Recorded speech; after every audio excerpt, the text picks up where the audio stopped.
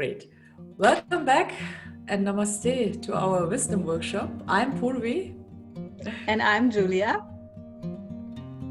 Nice to see you again. And today we are going to talk in chapter 4 about goals and visions. And here I would like to start with a quote, which was said by Abdul Kalam. He is the former president of India, passed away, I think, 2 or 3 years ago. He says, or he said, when learning is purposeful, creativity blossoms. When creativity blossoms, thinking emanates. When thinking emanates, knowledge is fully lit. When knowledge is fully lit, economy flourishes. And I think this is a wonderful introduction to our today's chapter 4 about goals and visions, because me as an organizational developer, which I'm also doing since 4 or 5 years now in this project called One World, No Hunger, of course we have to talk about economics. And but if you merge the inner purpose with that, what you would like to achieve, I think the quality might be totally different to that if you go ahead with the conventional way of thinking what you would like to achieve as a company or as an individual. That's my personal thinking. I don't know what you think about that. And I wanted to talk about my son today, but now comes something else, which also comes from my son.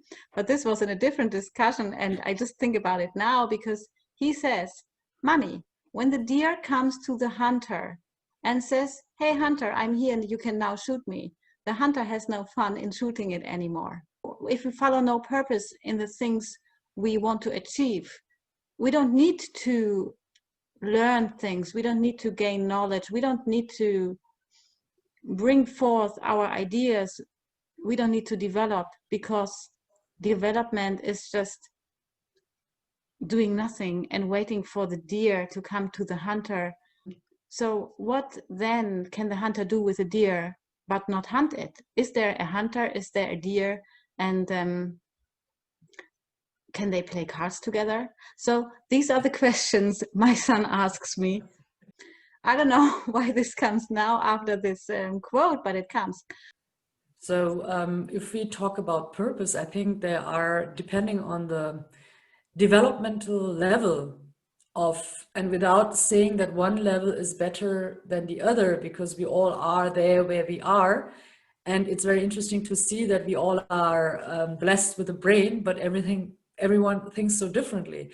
So even the meaning of purpose is on different levels totally different. If I'm not wrong, your son is 14 years old.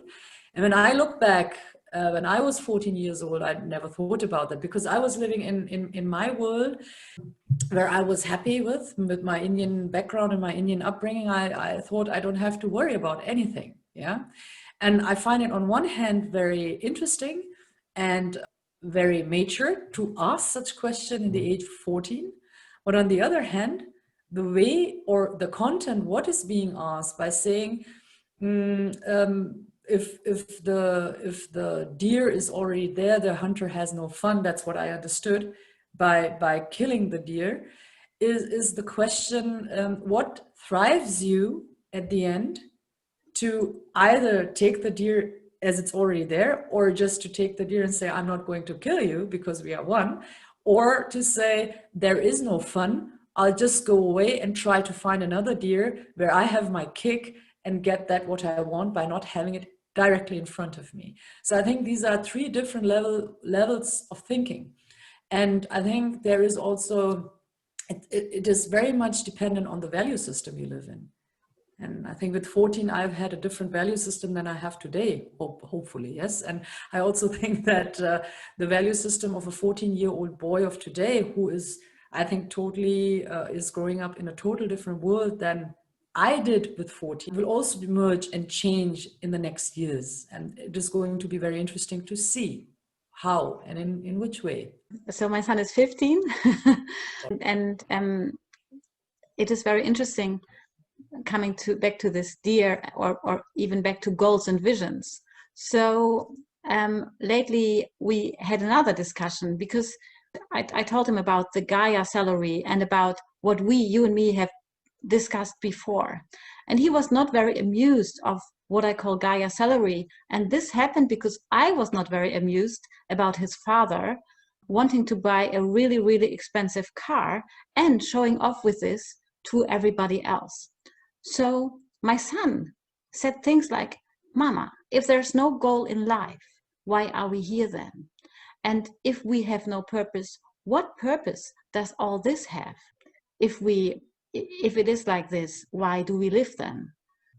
He said, I'm very unrealistic. And he said, we need rewards. We need status symbols, which we can show.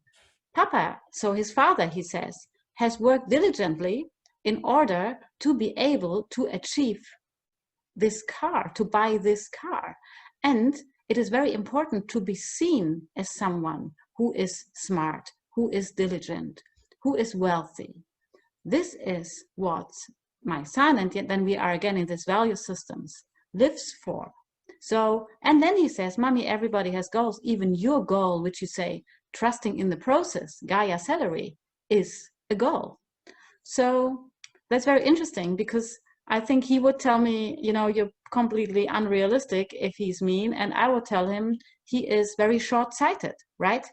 Because coming to goals and visions, goals are something which is more tangible to us, which is something which is for us individually, which we can closer understand.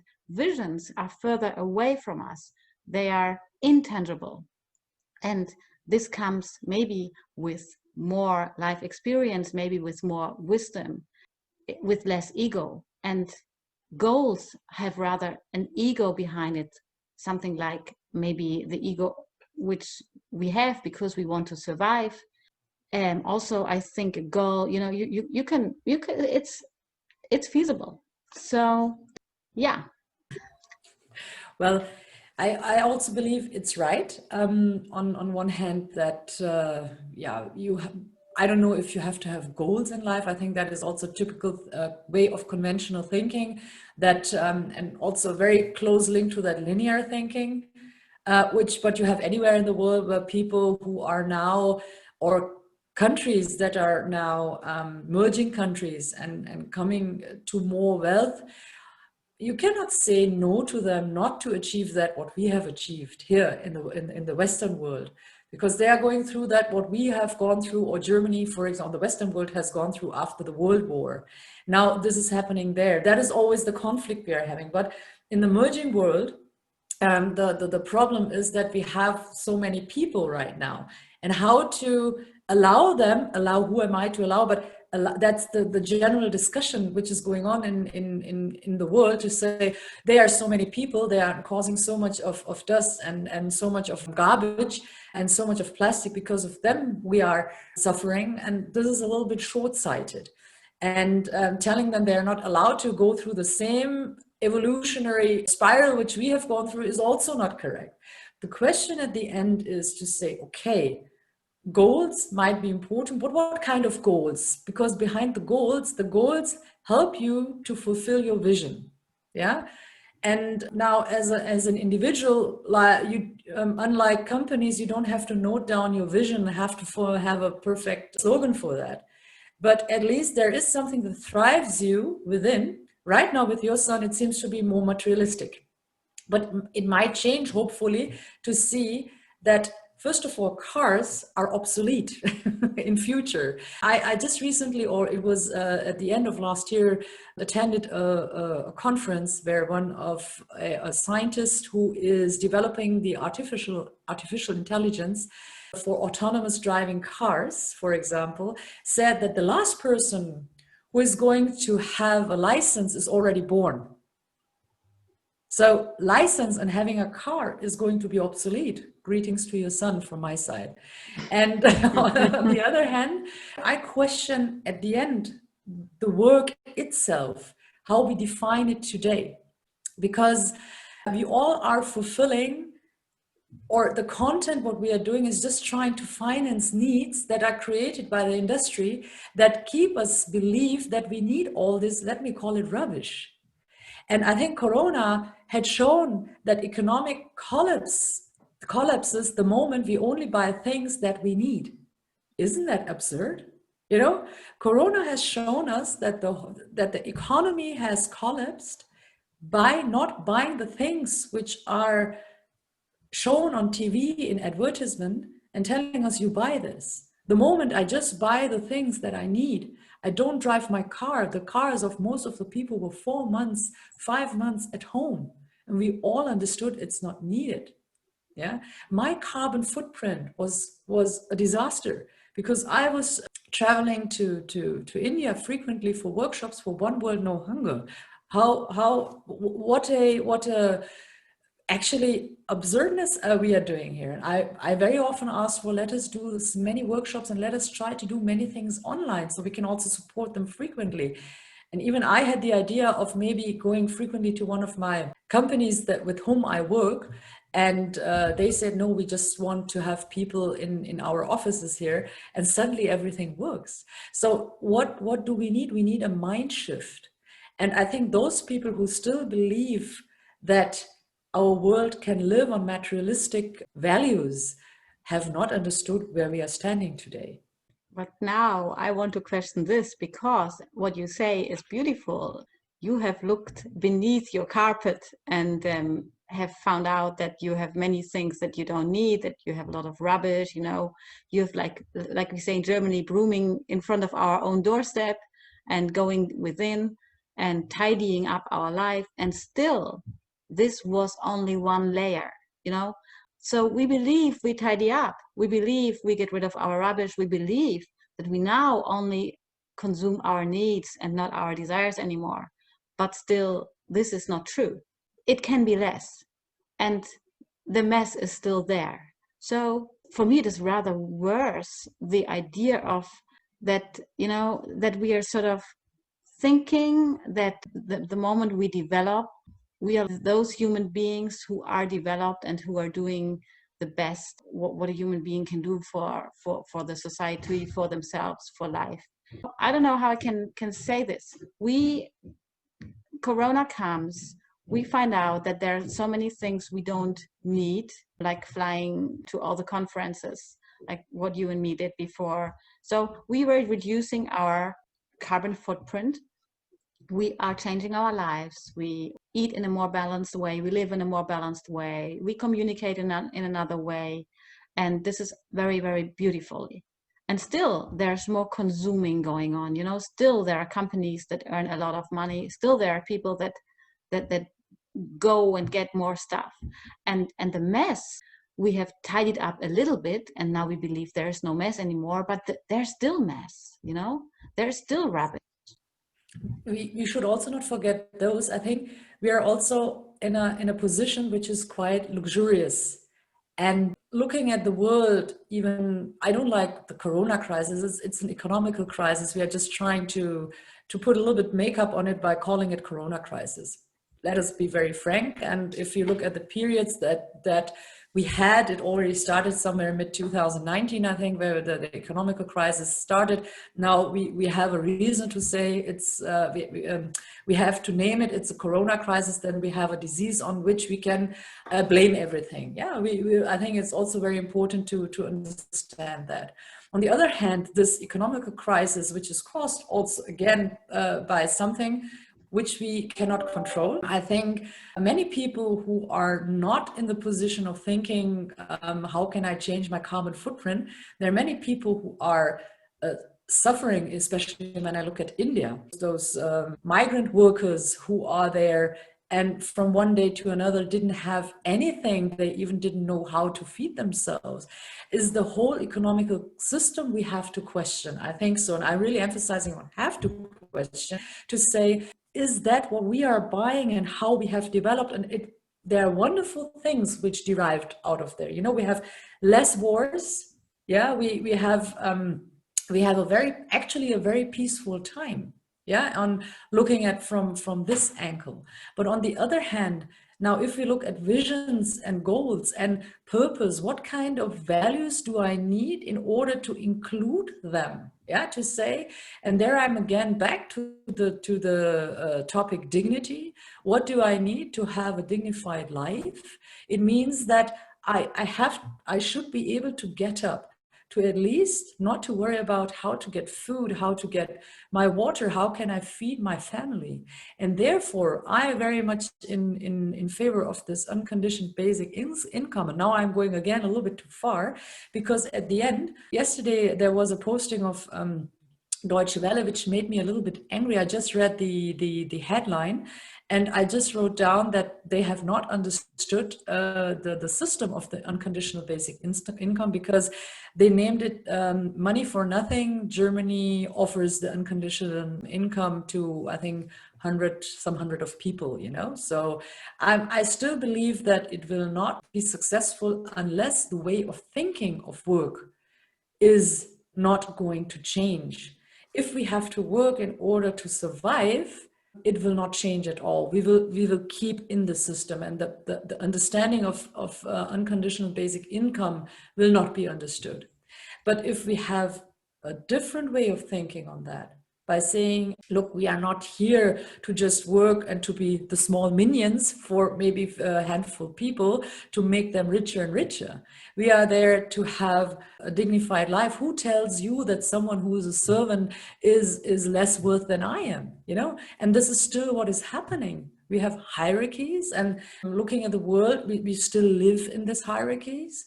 And if we have top there people saying you have to do this and you do that, I buy my car. So every day I stand in the traffic in order to go to work, which finances this car, which I have not paid up yet, you know? So it is totally absurd. And this way of thinking that people just say, the purpose of life, maybe there is no purpose itself when we are born, but the way we think and the change of our value system from age to age, or from, I don't know, whenever the changes come, maybe questions our deeds, and why are we doing that, what we are doing, and does that as a company also contribute to the society, what we are doing. So I'm not saying wealth or earning money is something bad. On the contrary, I find it good. It's a system which we have, but not on the shoulders of so many people, of the planet, of the trees, of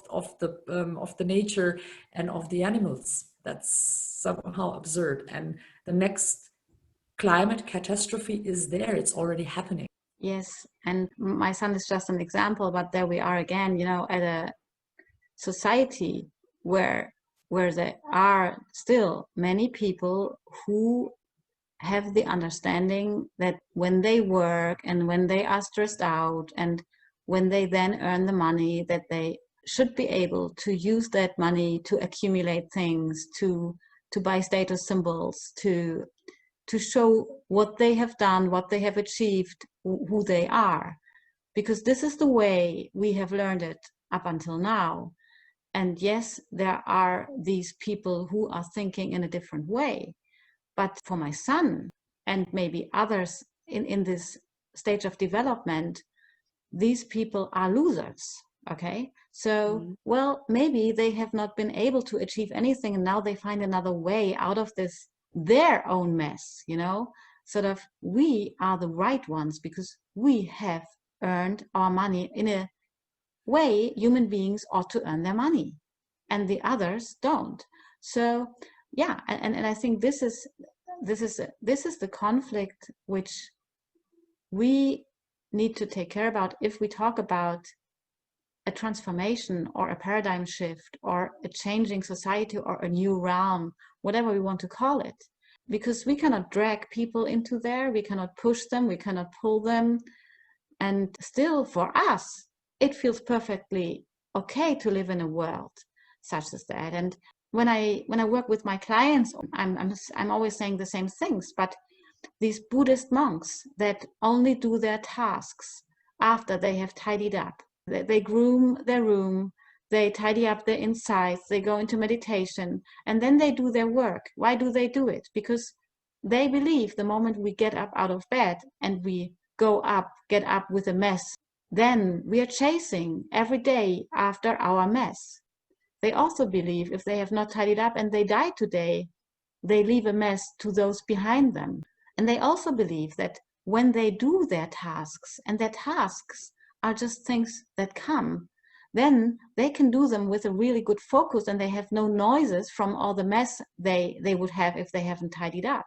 So if we all, as global human beings, would sit and tidy up our lives, and some people say the coronavirus was supposed to do that, to bring us back, to put us on reset. And this actually is for me, this is like my vision, which I always have when I'm talking to Gaia. My vision is that that there is this day where the whole world sits, goes back into nothingness, goes back into emptiness. Everybody goes into the void. This is what we call the void, in order to then, when we wake up again, let's call it wake up, do the same things we have done before. Every teacher can be teacher again, you know, every architect, every cleaning lady, every mother, whatever we are, we can be again. But what has changed after we have gone in this void, in this reset, there is a new notion. And the new notion, which then comes, is a notion of, let's call it loving kindness, equanimity, joy, compassion, love. And this loving kindness notion then lets us do our things in a different way, lets us take care of each other and not exploit ourselves and the world anymore. And still, it's the same world. So Darwinism goes away, mutualism comes, and then we are again at the deer who goes to the hunter. The resources are coming to us because they know we are not going to exploit them. And then my son would now again say, Mommy, this is Schlaraffenland, or this is utopia, or this is visioning beyond visioning, or boring. But maybe we can then create something else for this word boring. Maybe boring is very exciting then, you know? Yeah, it's true. It's very true. And I totally agree. If you go within and try to find this void or experience this void, the quality of your doing is going to be totally different, because your value system changes in that moment, because you have experienced something which you have never experienced before. But I'm also very much of the opinion that many things can be done individually, where I totally agree. But we live, unfortunately, in a framework which is set also by politics. And my wish is that politics and economics come together, because if you say, we have that very conventional sentencing, everyone can find a job if he or she wants to. And I think this is a very total wrong sentence and a very wrong attitude. Why? Because the individualization of societal problems is in all areas a very dangerous displacement mechanism, in the sense of denial. And that relieves politics, because everyone could solve the problem by a voluntary self-commitment if everyone participates. But it is a very dangerous illusion if you think you can solve problems through individual behavioral change, which are actually of structural nature. So if we are set in a framework through a structure, and we want to change, but the structure doesn't allow us, which is implemented in the system, it is very difficult to go that way. Now, let's go away from your son. We are talking about adults. We are talking about people who are still thinking today the same way, yeah, with these arguments. Now, if the framework is set differently by politics, I think people would also see that, politics is changing something, and there seems to be a mechanism which works. But as long this does not happen, as long we have people who stick to their positions, I always call it banana, so, and don't want to let go of the banana, and even knowing that that's going to ruin them and actually their surrounding, because it's good to be there and because I can keep my power. Therefore, I'm pledging for people or leaders who are in politics and economics, who have starting a different way of thinking. And that means I need to have a different value system. Nowadays, if you see, there are so many leadership programs. Why is this happening? Yeah, and it's not that it's a hopeless thing. I'm still a person who says there is a hope, because I have luckily a surrounding in my business environment which I have created, especially through exchanging the thoughts with you and with many other people, where I see that there is happening something also in economics, but we need to have people in leading positions who are also initiating this kind of change. And this is also the crux, or the issue we are facing right now, to find the right people to initiate this change. Yes. So what's the banana in the next value system? Yes, this is right. We need feminine qualities, or we need a balance between masculine and feminine qualities. I think this can be something for another podcast. I'm not sure. I think we are through. I think we can talk endless about goals and visions, and I think even in the next podcast we will merge that again, because everything is linked to each other. I think that what we are speaking about in the previous chapters and the coming chapters.